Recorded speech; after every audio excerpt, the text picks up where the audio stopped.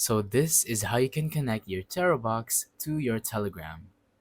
In order to do that, you need to use a Telegram bot designed for this purpose. You can find and interact with these bots through the Telegram search function, which I will be teaching you right now.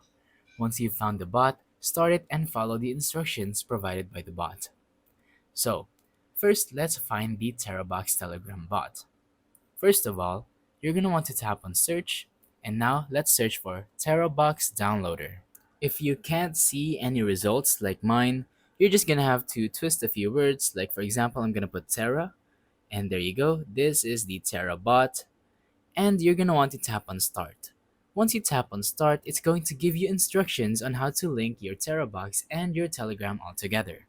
And once you do that, it's going to link, and you can use it for however you want.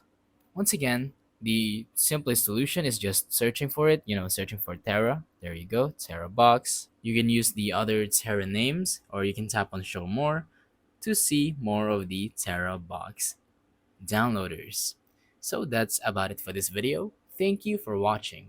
Don't forget to leave a like, subscribe, and let us know in the comments down below if the tutorial works or if you have any questions. Thank you and goodbye.